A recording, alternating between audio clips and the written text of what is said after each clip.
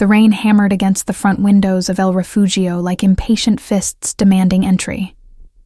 I wiped down the scarred wooden bar for the third time in 10 minutes, my hands moving in mechanical circles, while my mind drifted somewhere safer, somewhere far from this cramped neighborhood bar with its flickering neon sign and perpetual smell of stale beer and fried food. The scent of lime wedges mixed with the sharp tang of tequila as I restocked the garnish station, my fingers moving with the practiced efficiency of someone who'd spent the last 8 months perfecting the art of becoming invisible. The bar's ambient noise wrapped around me like a familiar blanket. The low murmur of Tuesday night regulars nursing their drinks, the occasional clink of glasses, the muted television in the corner playing a soccer match. No one was really watching. My lower back ached with that particular throb that came from standing on linoleum floors for 6-hour shifts, but I welcomed the discomfort. Physical pain was easier to manage than the other kind, the kind that lived in shadows and unexpected sounds, and the constant vigilance that had become my second skin. "Reina, table 4 needs another round," called Marco from the kitchen pass-through, his weathered face appearing briefly in the window. "And don't forget, the owner wants those receipts organized before close." I nodded without looking up, already moving toward the beer taps. Marco had given me this job when I'd shown up 8 months ago with nothing but a backpack and desperation in my eyes. He'd asked few questions, paid me cash under the table, and never pushed when I flinched at sudden movements or refused to put my real name on anything official. El Refugio sat in a forgotten corner of the city where rent was cheap and questions were cheaper. The regulars were working-class men who came for the strong drinks and weak judgment, a handful of elderly women who treated the place like their living room, and the occasional lost soul who wandered in from the rain seeking temporary shelter from whatever storm they were running from. I understood that last category intimately. The door chimed as someone entered, bringing with it a gust of wind that scattered cocktail napkins across the bar. I glanced up reflexively, my body already tensing in that automatic assessment I'd learned to perform with every new arrival. Threat level, exit routes, potential weapons within reach. The man who entered moved with a quiet authority that immediately set him apart from our usual clientele. Tall, broad-shouldered, dressed in a charcoal suit that looked like it cost more than I'd made in the past 3 months combined. His dark hair was swept back in that effortlessly styled way that spoke of expensive barbers and careful maintenance. Even in the dim light of the bar, I could see the sharp angles of his face, the way his dark eyes swept the room with the practiced assessment of someone accustomed to evaluating threats and opportunities in a single glance. He was handsome in a way that felt dangerous, like admiring a perfectly crafted blade before realizing it could cut you. 2 men flanked him, slightly behind, their stance casual, but their eyes alert. Security, I recognized immediately. Not the bouncer type, but something more professional, more deadly. The suited man approached the bar with measured steps, choosing a stool in the corner where he could observe both the entrance and the back hallway. Smart positioning. I noticed these things now.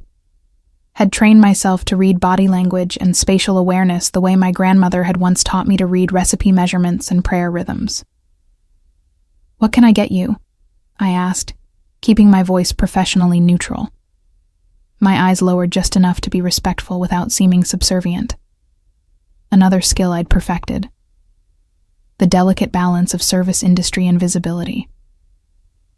"Whiskey. Neat. Your best bottle." His voice was a low rumble, accent barely detectable, but present enough to suggest Italian heritage, old country roots beneath American polish. I reached for the top-shelf bourbon, our best being relative in a place like El Refugio, and poured 2 fingers into a clean glass. As I set it before him, our eyes met briefly, and something flickered in his dark gaze. Recognition, perhaps, or curiosity.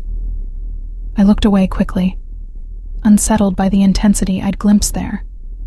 He didn't drink immediately, just held the glass, studying the amber liquid with apparent fascination. His hands were clean, manicured, but I noticed the slight calluses on his knuckles, the faint scar along his left thumb. These were hands that knew work, despite the expensive suit and gold watch that caught the light with each subtle movement. The two men who'd entered with him took positions at opposite ends of the bar, their placement strategic, covering angles. I'd seen enough of Caleb's paranoid surveillance techniques to recognize professional security when I saw it. The thought of Caleb sent an involuntary shudder through me. I pushed it down, forced my breathing to remain steady, my hands to keep moving through their familiar tasks. 8 months of safety. 8 months of building a new life from nothing. 8 months of looking over my shoulder but never seeing the monster I'd left behind. 8 months of almost believing I might actually be free. "Slow night," the suited man observed, his gaze sweeping the nearly empty bar before returning to me. It wasn't quite a question, but it felt like he expected a response. "Tuesday usually is," I replied, wiping down the already clean bar surface, needing something to do with my hands. "Picks up on weekends." He nodded slowly, as if filing away this mundane information for some unknowable purpose. "You've worked here long?" The question should have been innocent. Small talk to fill the silence. But my instincts prickled with warning. I'd learned to be careful with personal information, to keep my history vague, my present temporary. "Long enough," I said, offering nothing. A slight smile curved his lips, appreciation for my evasion evident in his expression. "Fair enough." He finally took a sip of the whiskey, and I watched his face for the inevitable disappointment. El Refugio's top shelf wasn't exactly premium, but he showed no reaction, just set the glass down with careful precision. The bar's front door opened again, and I turned automatically, that constant vigilance pulling my attention toward every new arrival, every potential threat. And then the world stopped. Caleb stood in the doorway, rain dripping from his jacket, his eyes scanning the bar with the focused intensity of a predator tracking prey. He looked different than I remembered, thinner maybe, with a manic edge to his movements that set every nerve in my body screaming with recognition and terror. The glass I'd been holding slipped from my numb fingers, shattering against the floor in an explosion of sound that seemed impossibly loud in the sudden silence that had descended over my awareness. Everything else faded to background noise: the television, the rain, the murmured conversations. All I could hear was my own heartbeat thundering in my ears. All I could see was Caleb's face, as his gaze swept the room, searching, hunting, searching for me. I dropped below the bar line, my body moving on instinct, muscle memory from months of imagining this exact moment. My hands shook as I crouched among the beer cases and supplies, trying to control my breathing, trying to think through the panic that threatened to overwhelm rational thought. He'd found me. After 8 months of running, of hiding, of building a life in the shadows, Caleb had finally tracked me down. "Reina," Marco's concerned voice filtered through my terror. "What's wrong? What happened?" I couldn't answer. Couldn't form words around the fear that had locked my throat closed. Through the gap between bar and counter, I could see Caleb's boots as he moved deeper into the space, his steps deliberate, purposeful. "I'm looking for someone." Caleb's voice cut through the bar's ambient noise, and the familiar sound of it sent ice through my veins. "Latina woman, mid-20s, goes by Reina. Pretty. Long dark hair. Works here, I think." The description was accurate enough to be damning. My hands pressed against my mouth, muffling the sound of my ragged breathing. "We don't give out information about our staff," Marco said, his voice firm despite the slight tremor I could detect beneath his words. Marco was protective, but he was also 63 and had a bad knee. He couldn't stop Caleb if things turned violent. "I'm not asking for information," Caleb said. And I could hear the false reasonableness in his tone, the careful modulation that preceded his worst rages. "I'm asking to see my girlfriend. We had a misunderstanding and I just want to talk to her, make things right." Lies. All lies wrapped in reasonable words and manufactured concern. I risked a glance through the gap, and my eyes locked with the suited man's. He was still seated, still holding his whiskey, but his posture had changed subtly. Alert. Assessing. His dark eyes held mine for a long moment, and something passed between us. Some wordless communication I couldn't quite define. Then he moved. The suited man rose from his bar stool with fluid grace, setting his whiskey down with deliberate precision. His movement drew immediate attention. Caleb's head snapped toward him. The two security men shifted position, and even Marco went still behind the pass-through window. "Excuse me," the man said, his voice carrying effortlessly across the small space despite its low volume. "You're disrupting my evening." Caleb's eyes narrowed, taking in the expensive suit, the confident stance, the implied threat beneath polite words. "This doesn't concern you, friend." "I'm not your friend." The correction was mild, almost pleasant, but something in the delivery made the temperature in the room drop several degrees. And when someone enters an establishment making demands and frightening the staff, it becomes everyone's concern. From my position behind the bar, I watched this exchange with a mixture of terror and confusion. Who was this man? Why was he intervening? The protective instinct was touching, but potentially suicidal. Caleb might look thin and unimpressive, but I knew the violence he was capable of, the weapons he carried, the complete lack of conscience that governed his actions. "I'm just looking for my girlfriend," Caleb said, his tone shifting toward aggressive defensiveness.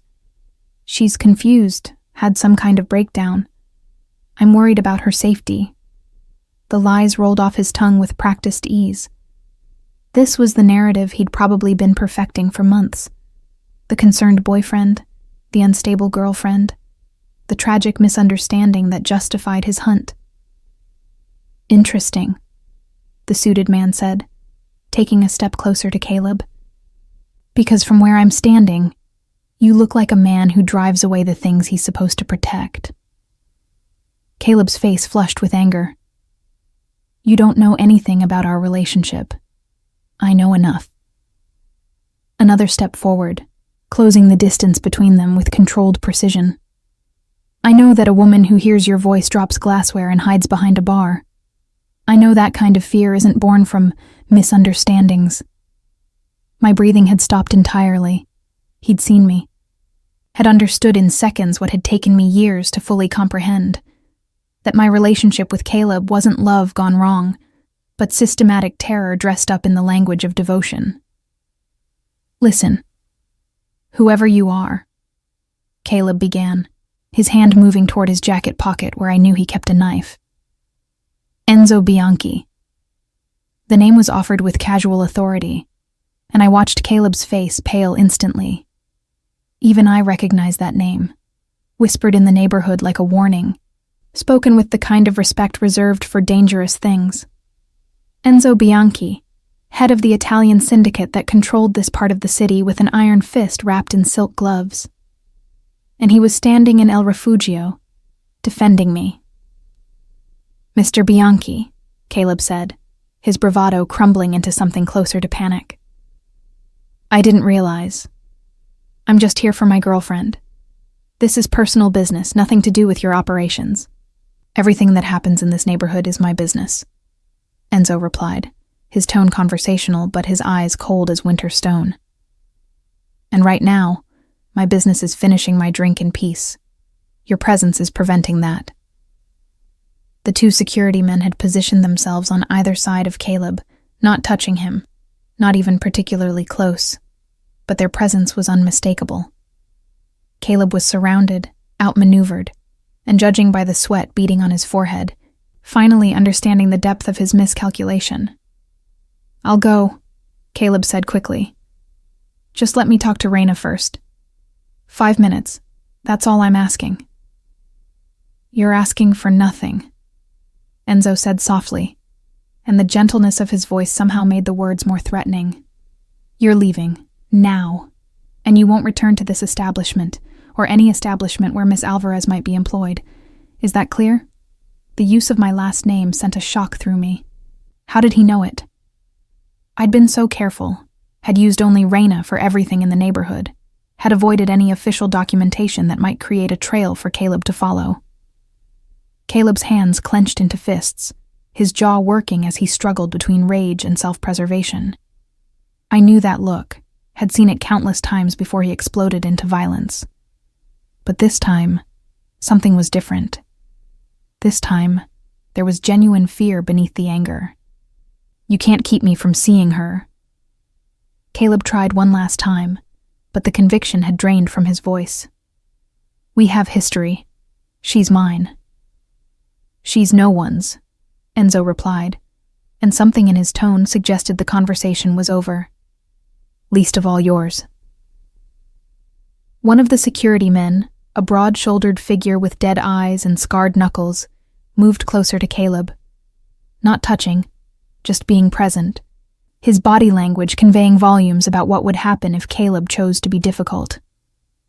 Fine, Caleb spat, backing toward the door. But this isn't over, Reyna, he called toward the bar, his voice carrying the promise of future violence. You can't hide forever. He can't protect you all the time. Actually, Enzo said mildly, I can. Leave now, before my patience expires entirely. Caleb left, the door slamming behind him with enough force to rattle the windows. The tension in the bar didn't immediately dissipate. Everyone seemed frozen, processing what had just occurred. I remained crouched behind the bar, my body shaking with adrenaline and shock, unable to process the rapid sequence of events that had just unfolded. Footsteps approached, and I tensed, ready to bolt despite having nowhere to go. Miss Alvarez.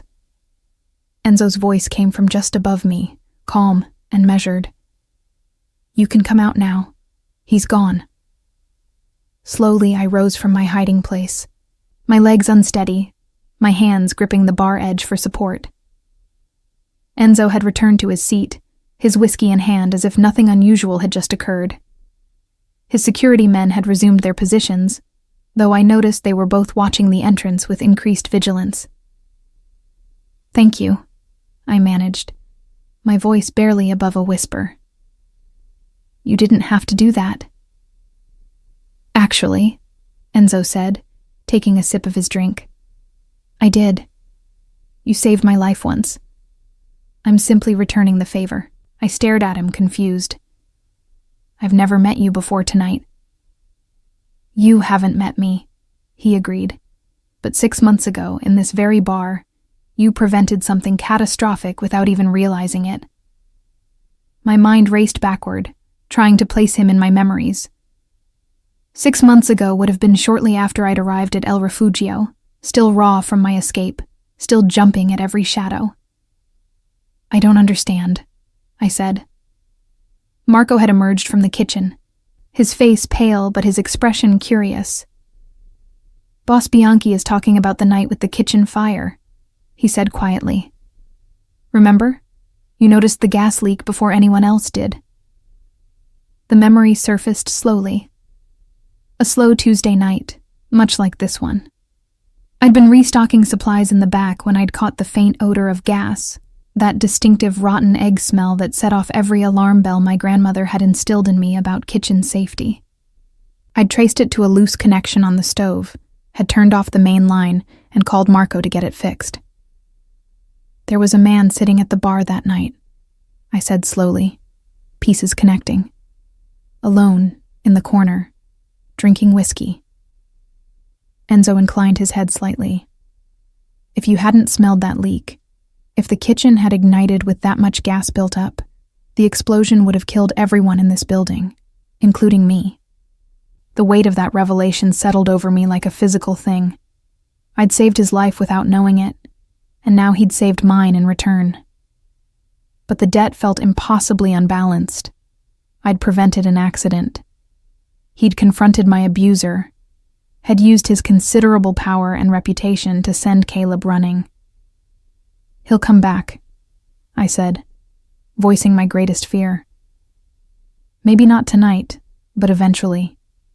He always does. Not this time. Enzo said with quiet certainty. By morning, he'll understand the consequences of returning. I'll make sure of it. I wanted to believe him, wanted to accept the safety he was offering with such calm assurance. But 8 months of running had taught me that safety was temporary, that peace was an illusion quickly shattered. Why? I asked. You don't know me. Don't owe me anything beyond what you just did. I owe you your life, Enzo corrected, and I always pay my debts. The bar gradually emptied as word of the confrontation spread through the neighborhood with the speed of wildfire. By 10 o'clock, only Enzo and his 2 security men remained, along with Marco, who pretended to organize receipts, while clearly eavesdropping on every word. I continued my closing duties with mechanical precision, my hands performing familiar tasks while my mind struggled to process the evening's events. Enzo hadn't left, had simply continued sipping his whiskey and watching me work with that same intense assessment I'd noticed when he first entered. Tell me about him, Enzo said finally, breaking the silence that had settled over the bar. The man who just left. I didn't pretend to misunderstand. Caleb Reeves. We were together for 3 years. He's very good at making people believe he's normal. But he's not. It wasn't a question, but I answered anyway. No, he's not. I poured myself a glass of water with shaking hands, the adrenaline crash finally hitting my system in full force. My grandmother's voice echoed in my mind, her stern but loving warnings about men who claimed to love with their fists, who confused possession with devotion. Mi niña, she used to say in Spanish, her weathered hands holding mine. Love should feel like sunshine, not a cage. I'd ignored her wisdom, had been young and stupid, and convinced that Caleb's intensity was passion, that his jealousy was proof of love, that his control was protection. By the time I'd understood the truth, I was already so deep in his web that escape seemed impossible. He started small, I found myself saying, the words emerging without conscious decision. Criticizing my clothes, my friends, my job, making suggestions about how I could be better. I thought he was trying to help me improve myself. Enzo listened without interruption, his dark eyes never leaving my face. Then came the isolation, I continued, my voice distant as I traveled back through memories I'd worked hard to bury. Somehow my friends were always causing drama. My family was too demanding. My coworkers were inappropriate. One by one, he cut away everyone who might have helped me see what was happening. Marco had stopped even pretending to work, his face reflecting the horror of understanding what I'd been living through. The first time he hit me was on my 23rd birthday, I said, surprised by how steady my voice sounded. I'd worn a red dress to dinner. He said I was dressing like a whore, trying to attract other men's attention. When I tried to explain that I'd worn it for him, that it was his favorite color, he backhanded me hard enough to split my lip. Enzo's expression remained neutral, but his knuckles whitened around his glass. Afterward, he cried. I continued, that bitter laugh escaping before I could stop it. Swore he'd never do it again, that I'd just pushed him too far, that if I could be more understanding of his stress, more careful about not triggering his temper, everything would be fine. And you believed him, Enzo said quietly. I wanted to believe him, I corrected. There's a difference. I wanted to believe that the man I'd fallen in love with was still in there, that this was an aberration, that love meant fighting through the hard times. The next 2 years had been a masterclass in psychological manipulation. Caleb had been careful, had known exactly how far to push before pulling back with apologies and gifts and promises. He'd isolated me so completely that by the time I recognized the pattern, I had no one left to turn to, no resources of my own, nowhere to run that he couldn't find me. What changed? Enzo asked. What made you finally leave? I took a long drink of water, remembering that final night, the catalyst that had finally broken through my paralysis and fear. He started talking about having children, I said. About how a baby would cement our relationship, prove my commitment to him. And I realized that if I brought a child into that situation, I'd be condemning an innocent life to the same hell I was living. That finally scared me more than he did. The escape had been desperate, poorly planned, fueled by terror and opportunity. I'd waited until Caleb left for a business trip, had grabbed what little cash I'd managed to hide, and had run. No plan beyond putting distance between us. No destination beyond a way. I ended up here by accident, I said. Literally got off a bus at random, walked until I couldn't walk anymore, and stumbled into El Refugio, looking for a bathroom and maybe a glass of water. Marco offered me a job, cash under the table, no questions. I've been here ever since. 8 months, Enzo observed. That's how long you've been running. I nodded. I thought I'd been so careful. Changed my appearance, used only cash, avoided social media, never stayed in one place long enough to leave a trail. Yet he found you anyway, Enzo finished. How? I don't know, I admitted. Maybe someone recognized me. Maybe he's been systematically searching every dive bar in the city. Maybe he has resources I don't know about. Enzo set down his empty glass with careful precision. He has connections to some unsavory people. Low-level dealers, petty criminals, the kind of network that deals in information and violence. He's been putting out word about you for months, offering a reward for information on your whereabouts. The revelation sent ice through my veins. How do you know that? Because I make it my business to know everything that happens in my territory, Enzo replied simply. When your name started appearing in certain circles, I had my people gather information. I just didn't connect you to the woman who'd saved my life until tonight. He stood, buttoning his suit jacket with precise movements. You can't stay at your current residence. By now, Caleb has likely traced your route backward, knows where you're living. My men will escort you home to gather essentials, and then you'll relocate somewhere safe.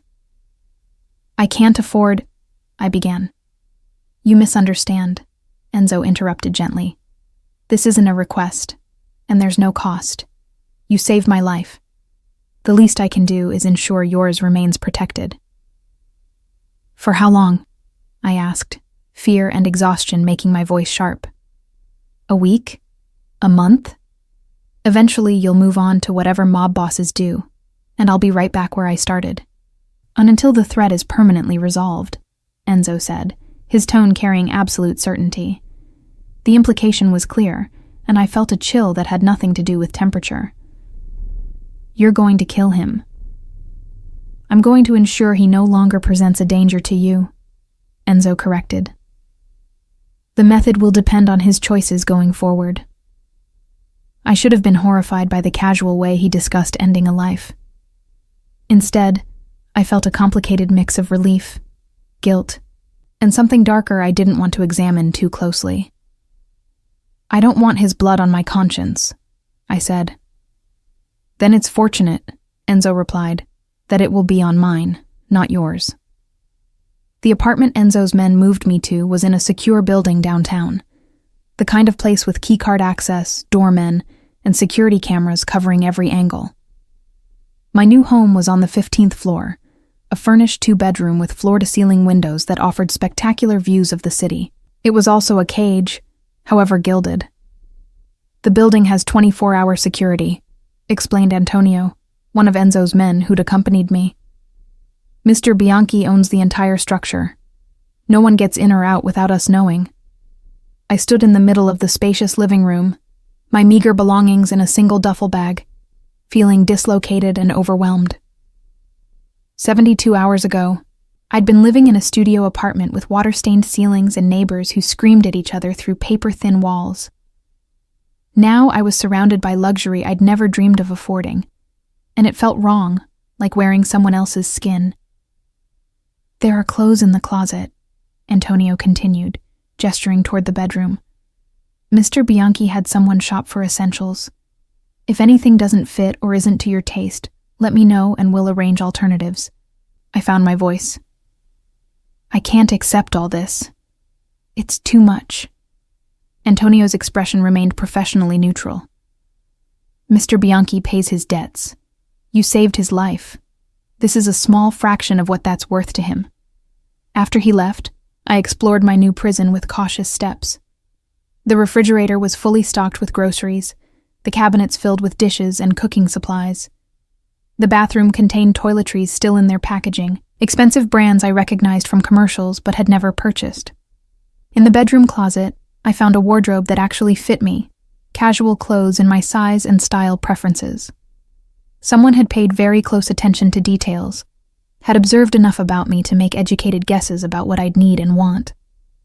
The thoughtfulness of it all made my eyes burn with unexpected tears. I collapsed onto the bed, exhaustion finally claiming me in full force. The mattress was obscenely comfortable, the sheets soft against my skin. And within minutes I was asleep despite the afternoon sunlight streaming through the windows. I woke to darkness and the sound of my own screaming. The nightmare had been visceral and brutal. Caleb finding me, dragging me back, punishing me for the audacity of escape. I sat up gasping, my heart racing, my skin slick with sweat. Miss Alvarez? A knock at the door, concerned and urgent. Are you all right? I stumbled to the door, opening it to find Antonio standing in the hallway, his hand resting on the weapon I could see outlined beneath his jacket. I'm fine, I managed. Just a bad dream. He studied me with professional assessment, clearly evaluating whether I was telling the truth. Would you like me to call someone? A doctor? Mr. Bianchi? No, I said quickly. I just need some water. He nodded but didn't leave, clearly uncertain about leaving me alone. Mr. Bianchi asked me to inform you that he'll be stopping by tomorrow afternoon to check on your situation. If you need anything before then, use the phone in the living room. The first speed dial reaches me directly. After he left, I couldn't bring myself to return to the bedroom. Instead, I curled up on the living room couch, watching the city lights through the windows, trying to convince my nervous system that I was safe, that Caleb couldn't reach me here, that for the first time in 3 years I could actually breathe without fear. I didn't believe it. Enzo arrived the next afternoon with the same precise timing as everything else about him. He wore a different suit, dark blue this time, but carried himself with the same quiet authority I'd observed at El Refugio. How are you settling in?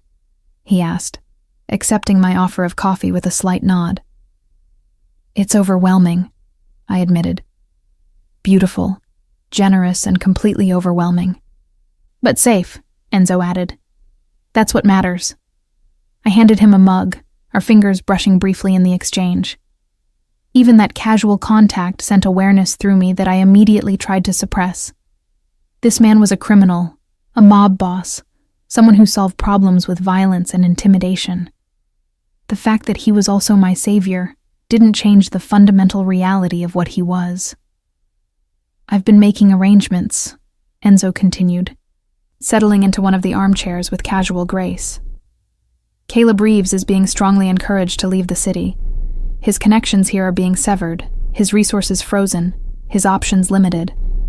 Encouraged how? I asked, though I wasn't sure I wanted to know the answer. Conversations about consequences, Enzo replied vaguely. He's being made to understand that returning to this area, attempting to contact you in any way, would be extremely detrimental to his continued health and freedom. I sipped my coffee, processing this information. You're scaring him into running. I'm helping him make the intelligent choice, Enzo corrected. What he does with that help is up to him. We sat in silence for a moment, the unspoken complications of our situation hanging between us like morning fog. I looked into your history, Enzo said finally. Your grandmother, Elena Alvarez, raised you after your parents died in an accident. She taught you cooking, Spanish, traditional remedies. She died 2 years ago, leaving you alone and vulnerable. Caleb filled that void. The invasion of privacy should have angered me, but I recognized it for what it was: protection through information. Enzo needed to understand who he was defending and why. She would have hated him, I said softly, would have seen through him immediately. I think that's why he isolated me from her before she passed. He knew she was the one person whose opinion I valued more than his. She taught you to be strong, Enzo observed. That strength is what allowed you to finally leave. She taught me to survive, I corrected. There's a difference. Enzo studied me with those dark, assessing eyes. Survival is the foundation of strength. Everything else builds from there. He stayed for another hour, asking questions about my plans, my needs, my concerns. By the time he left, I felt simultaneously more secure and more uncertain about my future. The days settled into an unexpected routine. I remained in the apartment, not quite prisoner, but not quite free either. Antonio or one of the other security men checked on me regularly, bringing groceries or supplies, ensuring I had everything I needed. Enzo visited every few days, ostensibly to update me on the situation with Caleb, but our conversations gradually expanded beyond the immediate crisis. We talked about books, food, music, the small details of life that had nothing to do with danger or debt. I learned that Enzo had inherited his position from his father, that he'd spent years modernizing and legitimizing portions of the family business, that he collected rare books and had a weakness for old Hollywood films. He learned that I'd once dreamed of becoming a chef, that I still cooked my grandmother's recipes when I needed comfort, that I was terrified of thunderstorms and addicted to terrible reality television. The casual intimacy of these exchanges felt dangerous in a way that had nothing to do with Caleb. I have news, Enzo said during one of his visits, 3 weeks after I'd moved into the apartment. Caleb has left the state. My sources confirm he's relocated to California and is making efforts to establish himself there. Relief washed through me, so intense it made me dizzy. He's really gone? For now, Enzo cautioned, but we'll continue monitoring the situation. If he makes any move to return, I'll know immediately. I sank onto the couch, feeling like I could finally breathe fully for the first time in years. Thank you. I don't know how to properly thank you for everything you've done. You already thanked me, Enzo replied. By saving my life months before I could save yours. That was an accident, I protested. I just smelled gas. You systematically dismantled my abuser's entire support structure. Debt is debt, Enzo said simply, though I'm beginning to think this stopped being about obligation weeks ago. The admission hung in the air between us, loaded with implications neither of us seemed ready to fully examine. What happens now? I asked. Do I return to my old life? Find a new bar to work in? You could, Enzo said carefully. Or you could consider alternatives. I waited, sensing he had more to say. I own several legitimate businesses, he continued. Restaurants, primarily. High-end establishments that could use someone with your skills and discretion. The pay would be significantly better than El Refugio, and the security measures would ensure your safety. Working for you, I said, trying to parse the complicated emotions that suggestion triggered. Working with me, he corrected. There's a difference. Is there? I challenged, because from where I'm sitting, this feels like exchanging one form of control for another. Enzo's expression flickered with something that might have been hurt, though it vanished so quickly I couldn't be sure. If that's how you see it, then I've failed to communicate my intentions. What are your intentions? I asked boldly, my newfound safety giving me courage I'd been lacking for years. He stood, moving to the window, his back to me as he looked out over the city. Honestly, I'm not entirely certain. I know that I've come to value these visits, these conversations. I know that your well-being matters to me beyond the scope of repaying a debt. And I know that returning you to a life of poverty and vulnerability after you've been here feels unconscionable. I joined him at the window, standing close enough that I could smell his cologne, that subtle spice I'd come to associate with safety. "I'm afraid," I admitted quietly. "Not of you, exactly, but of what you represent. Of becoming dependent on someone again. Of trading one cage for another, even if this one has better furniture." "Fear is rational," Enzo replied. "You've been hurt, manipulated, controlled. Trusting again would be foolish if it weren't carefully considered." He turned to face me, and the intensity in his dark eyes made my breath catch. "I'm not asking for your trust immediately," he continued. "I'm asking for the opportunity to earn it. To prove that protection doesn't have to equal possession, that caring doesn't require control." "And if I say no?" I asked. "If I decide to leave? Find my own way?" "Then I'll ensure you have the resources to do so safely," Enzo said without hesitation. "A new identity if needed, money to start over, security monitoring from a distance. Your freedom isn't conditional, Reina." The use of my name instead of a formal address sent warmth through me. This was what my grandmother had meant about sunshine versus cages. This felt like doors opening rather than closing. "I need time," I said, "to figure out who I am without fear, what I want when I'm not just surviving." "Take all the time you need," Enzo replied. "I'll be here when you're ready to decide." He moved to leave, and I caught his hand without thinking. The contact electric, and startling to both of us. "Thank you," I said again, meaning it more deeply than I had before. "For seeing me when I was invisible, for standing between me and danger, for giving me space to breathe."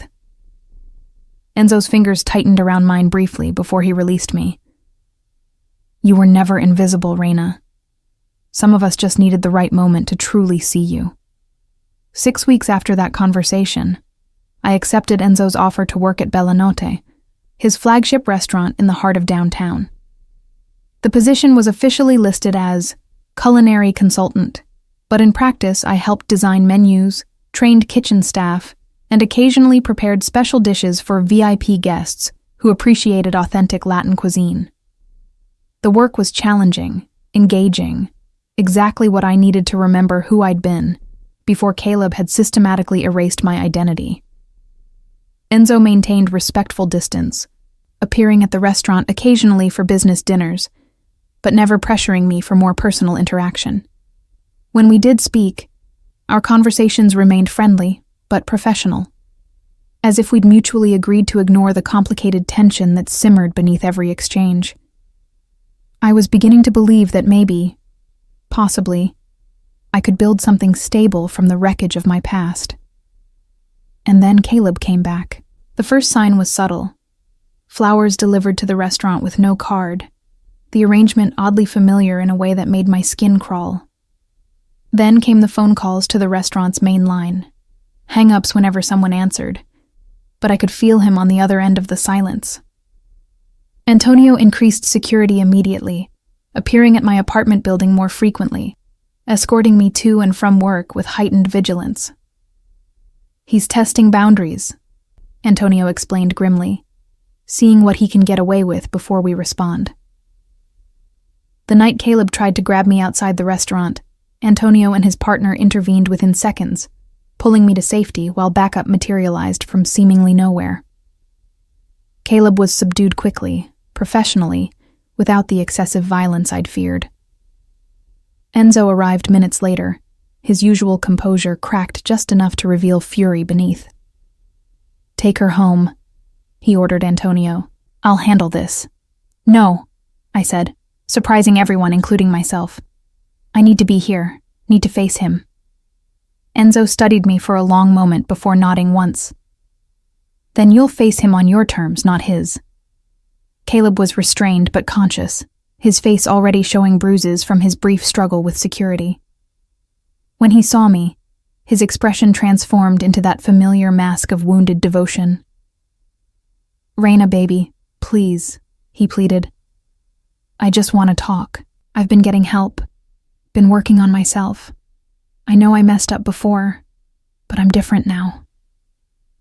The words were hollow, performative, the same script he'd used countless times before. You're not different, I said, my voice steady despite the fear still coursing through my system. You're just better at pretending. How can you say that? Caleb's voice broke convincingly. After everything we had together, everything I did for you? You isolated me, I countered, each word a reclamation of truth he'd worked so hard to obscure. Controlled me, hit me, terrorized me for 3 years until I was so broken I couldn't remember who I'd been before you. That's not how it was, Caleb protested. You're remembering it wrong, letting him— He jerked his head toward Enzo. Poison your mind against me. He didn't need to, I said. You did that yourself every time you raised your hand, every time you made me apologize for your violence, every time you convinced me that love was supposed to hurt. For the first time, Caleb's mask slipped, revealing genuine anger beneath the performance. You think you're better than me now? That you've upgraded? He laughed bitterly. You're just a whore who latched onto a richer monster. At least I loved you.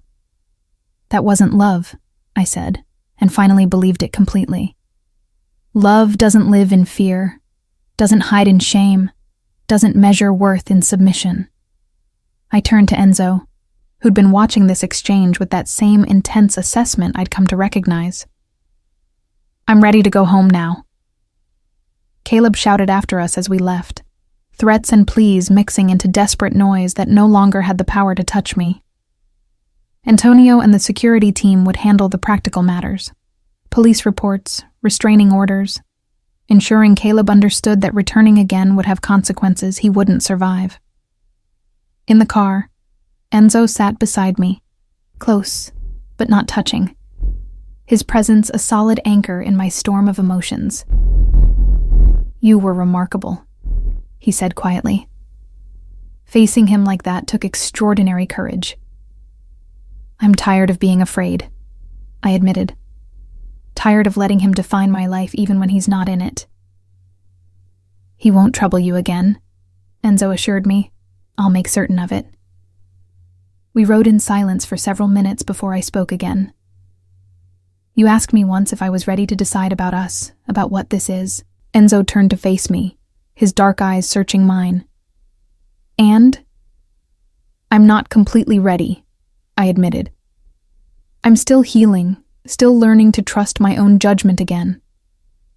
But I'd like the chance to figure it out, to see where this goes without fear forcing my choices. A slow smile transformed his face, warming those cold eyes with something genuine. I can work with that.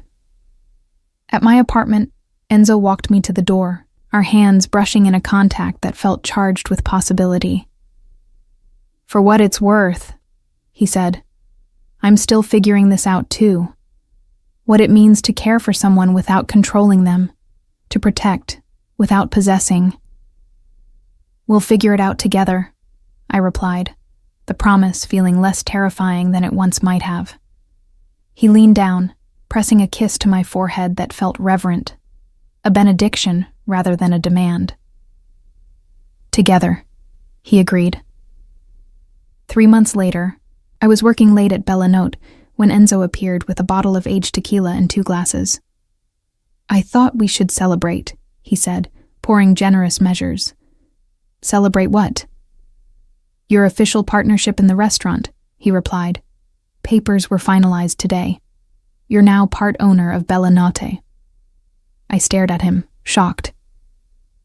Enzo, I can't accept. You can and you will, he interrupted gently. You've transformed this place, made it better than I imagined possible. This isn't charity. It's recognition of your contribution.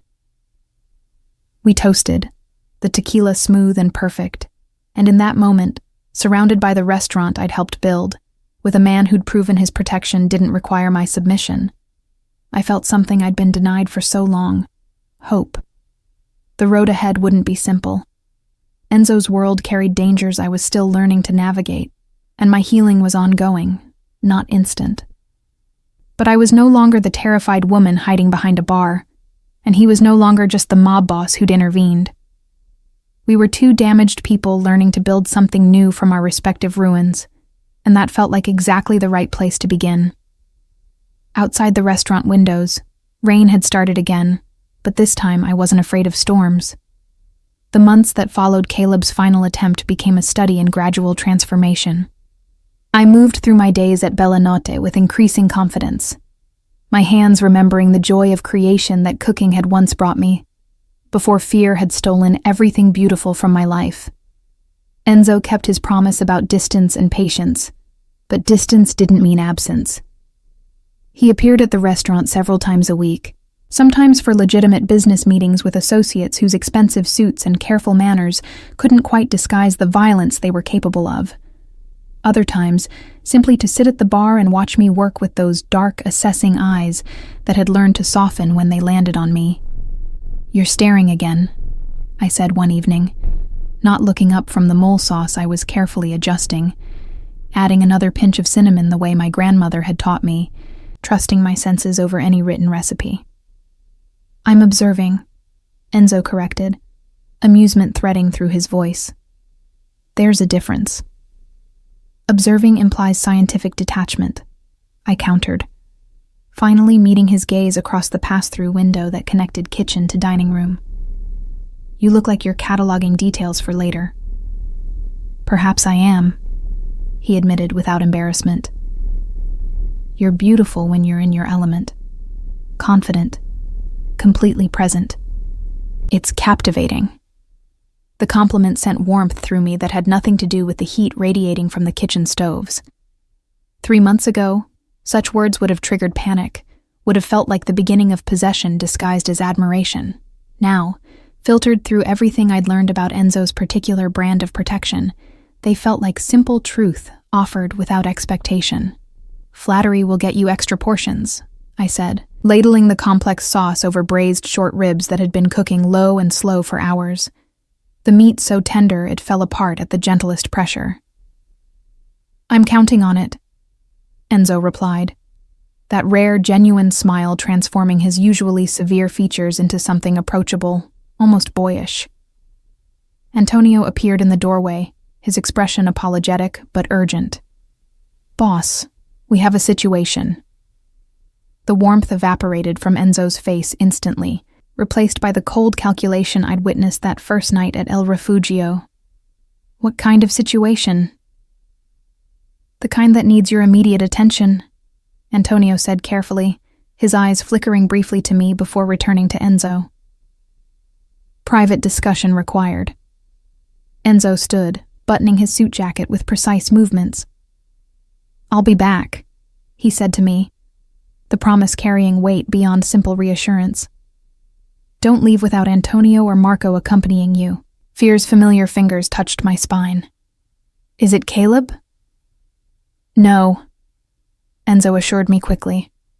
"Different matter entirely. You're safe, but I need you to trust the security protocols until I return."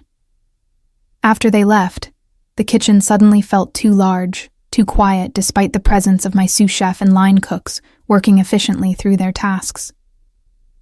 I forced myself to focus on the work, to find calm in the familiar rhythm of prep and execution, but my mind kept circling back to that brief moment of concern I'd seen in Antonio's carefully neutral expression. The evening service passed without incident, each course flowing smoothly from kitchen to table, my dishes receiving the kind of appreciative response that had become gratifyingly common since I'd taken ownership stake in Bella Notte.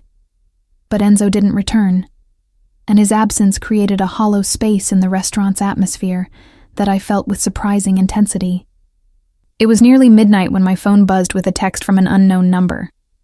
My heart stuttered before I recognized Enzo's formal phrasing. "Situation resolved. I'll explain tomorrow. Rest well, Reina." I didn't rest well. Sleep came in fragmented pieces, interrupted by formless anxiety that had nothing to do with Caleb and everything to do with the realization that Enzo had become essential to my sense of safety in ways that terrified me almost as much as my ex-boyfriend once had. The difference was that Enzo's presence felt like freedom expanding rather than contracting. But that difference didn't make the dependency any less frightening. He appeared at my apartment the following afternoon, looking more tired than I'd ever seen him, his usual immaculate appearance slightly rumpled, shadows beneath his dark eyes suggesting sleep had eluded him as thoroughly as it had evaded me. "Coffee?" I offered, already moving toward the kitchen. "Please," he said gratefully, sinking onto the couch with uncharacteristic weariness. I prepared it the way I'd learned he preferred. Strong, black, no sugar, served in a proper cup rather than a mug. When I handed it to him, our fingers brushed in that now familiar contact that always carried more weight than such casual touch should reasonably hold. "Tell me about the situation," I said, settling into the chair across from him rather than beside him, maintaining space that felt necessary for this conversation. Enzo took a long drink of coffee before answering. "One of my lieutenants made a catastrophically poor decision that put several of my operations at risk. The kind of decision that requires immediate and decisive response." "Decisive meaning violent," I translated quietly. "Decisive meaning permanent," Enzo corrected, his eyes meeting mine without flinching from the truth of what he was. "I don't apologize for that. The man betrayed not just me, but everyone who depends on my protection. His actions endangered families, children, people who trusted that my word meant something." I absorbed this, trying to reconcile the man who spoke so casually about ending a life with the man who had visited my grandmother's grave without being asked, who had left flowers on her headstone with a note in careful Spanish, thanking her for raising someone strong enough to save his life. "Does it ever bother you?" I asked. "The violence? The decisions you have to make?" Enzo was quiet for a long moment, his gaze distant as he contemplated my question with apparent seriousness. "Yes," he said finally. "Every death stays with me. I don't forget names or faces. Don't allow myself the luxury of emotional distance from consequences. The moment I stop feeling the weight of these decisions is the moment I become the monster people assume I already am." "But you do it anyway," I observed. "Because the alternative is chaos," Enzo replied. "Power abhors vacuum. If I don't maintain order, someone worse will fill the space I leave behind. Someone who won't care about protecting families, who won't have codes or limits, who will burn everything for profit without conscience." It was the most he'd ever revealed about his philosophy, his internal justifications for the life he led. I should have been horrified. Instead, I found myself understanding, even if I couldn't quite condone. "I'm not asking you to approve," Enzo continued as if reading my thoughts. "I'm asking you to understand who I am completely before you decide what we're building here." "And what are we building?" I asked, finally voicing the question that had been growing between us for months. Enzo set down his coffee cup with careful precision, his dark eyes holding mine with an intensity that made breathing difficult. "That depends on you. What I want is clear. I want you in my life, in whatever capacity you're willing to accept. As business partner, as friend, as something more complicated and intimate that we're both dancing around acknowledging." My heart hammered against my ribs. "You're talking about a relationship." "I'm talking about whatever you're ready for," Enzo corrected. "I meant what I said about earning your trust, about proving protection doesn't require possession. If friendship is all you can offer, I'll accept that. If you need more time to heal before considering anything romantic, I'll wait. But I won't pretend I don't want more. Won't hide that every day I spend with you makes the wanting more acute." The honesty was devastating in its simplicity. No manipulation, no pressure, just raw truth laid bare between us. "I'm afraid," I admitted, my voice barely above a whisper. "Not of you hurting me physically. You've proven you won't do that. But of losing myself again, of becoming so dependent on someone that I forget how to exist independently." "Then we build something different," Enzo said, leaning forward with earnest intensity. "Something where your independence isn't just preserved, but celebrated. where my protection is a foundation you stand on, rather than a cage that contains you. Is that even possible? I asked. In your world, with what you are. I don't know, Enzo admitted. But I'd like the chance to find out. With you. The invitation hung in the air between us, weighted with possibility and risk in equal measure. I thought about my grandmother, about her wisdom regarding sunshine and cages, about her fierce independence even in the face of poverty and hardship. She would have been terrified of Enzo's world, but I thought she might have respected his honesty, his willingness to be vulnerable, his recognition that love without freedom wasn't love at all. I need you to promise me something, I said finally. Anything. Promise that if I say no to something, any boundary I establish, you'll respect it without resentment or manipulation. That no will always be a complete sentence with you. I promise, Enzo said without hesitation. Your no will always be absolute. And Reina, you should know that extends both directions. If I ever cross a line you're not comfortable with, if my world becomes too dark or dangerous for you to navigate, you can walk away. I'll ensure you're safe, ensure you have resources, but I won't hold you through guilt or obligation. The reassurance should have brought relief. Instead, it highlighted how deeply entangled my heart had already become with this complicated, dangerous, unexpectedly tender man. Okay, I said, the word both surrender and beginning. Let's try building something different. Enzo's smile was incandescent, transforming his entire face with joy so pure it made my chest ache. He stood, crossing the space between us with measured steps, then extended his hand with old-fashioned formality. May I? He asked, the question encompassing so much more than the simple touch being offered. I placed my hand in his, feeling the warmth and strength of his fingers closing around mine with exquisite gentleness. He drew me to my feet, maintaining that single point of contact as if it were precious, fragile, something requiring careful handling. Thank you, he murmured, for taking this chance. I won't waste it.